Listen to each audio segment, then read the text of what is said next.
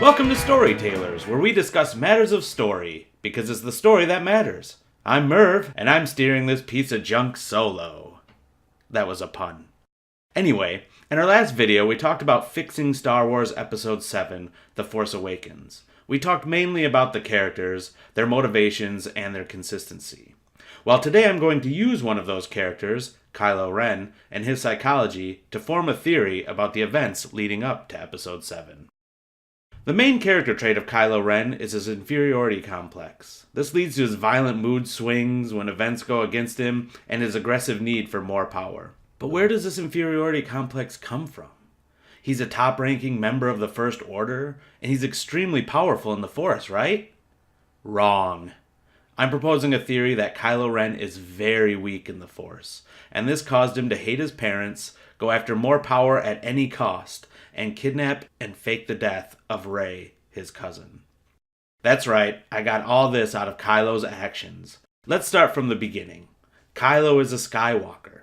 Sure, Han Solo is his father, but his mother, Leia Organa, comes from the Skywalker family. The Skywalkers have long been a family known for being strong in the Force, having majestic destinies, and shaping the state of the galaxy. Those are some pretty big expectations. So we have a very young Padawan, Ben Solo, under the tutelage of his uncle, the great Luke Skywalker, who almost single-handedly saved the universe from the Galactic Empire. Ben is the top of his class, though a few of the other students are pretty close. So Ben has to constantly work to prove himself, though it is very difficult because he's just not that powerful. And who does he blame for this lack of power? His parents. Notably his no-good non-Force using father Han Solo. And we see this play out in Episode VII. Leia and Han suggest they were good parents, yet Ben hates them. Sure, Leia and Han could have an exaggerated sense of their parenting skills, but Leia's a great woman, and Han was a great guy, and Luke, hell, he just saved the galaxy. So it's a reasonable conclusion to say a lot of Ben Solo, or Kylo Ren's, hatred of his parents stems from his weak ability with the Force. But wait, you say, he stopped that blaster shot in midair. He reads people's minds.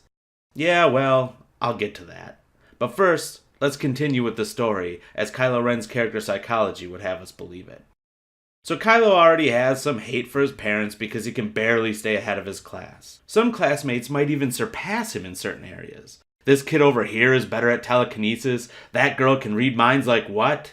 But Ben is stronger overall than both of them. Than all of them. Until one student joins the class.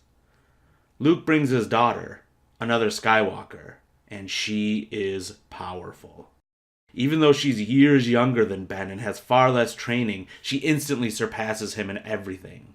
The power comes naturally to her, whereas Ben had to work for every ounce of strength. The hatred of his parents grows stronger, and now he will do whatever it takes to become more powerful in the Force. But how does one increase their midichlorian count? Okay, sorry.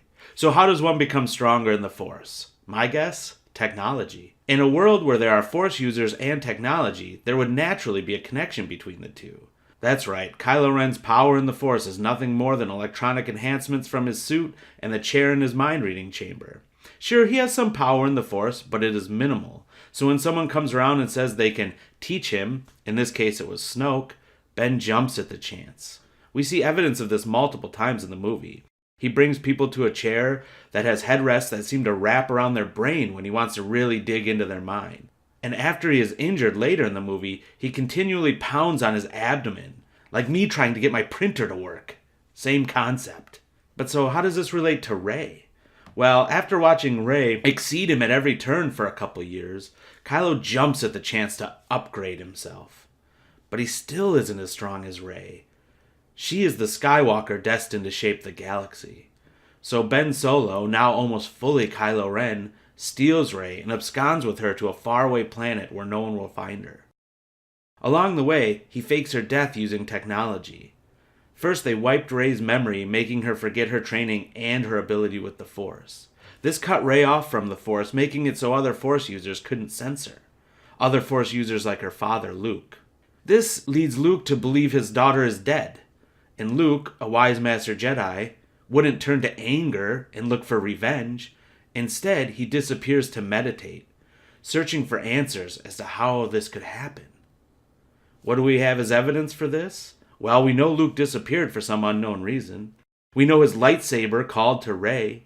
We know Kylo knew who Rey was. Wait, how do we know this? I saw the movie, and I don't remember that, you say. Well, let me read you a short passage from the official novelization of The Force Awakens by Alan Dean Foster. This takes place after Rey uses the Force to take the lightsaber from Kylo Ren. She gazed down at the weapon, now resting in her grip. "It is you," Ren murmured. His words unsettled her. Not for the first time, he seemed to know more about her than she did about herself. How could Kylo know who Rey was, unless he had met her before? So Rey starts to regain her abilities as the movie progresses. She remembers some of her training and starts to gain power in the Force. Kylo throws another tantrum and vows to finish his training, as Snoke says. But you don't just finish Sith training, right? Well, you do if that training means some quick technological upgrades. So there you go. Rey flies off and reconnects with her father. Having started to sense her again recently, Luke stares at her with knowing disbelief. And there you have it, Episode 7. So that's how I used Kylo Ren's character psychology to form a theory. I'm not saying this is right, but it could be. And if it was, it would be a great example of strong use of character psychology, as the things in Kylo's past affect his present state of mind. Do you have a different idea? Well, tell me how wrong I am in the comments. But until next time, that's a wrap.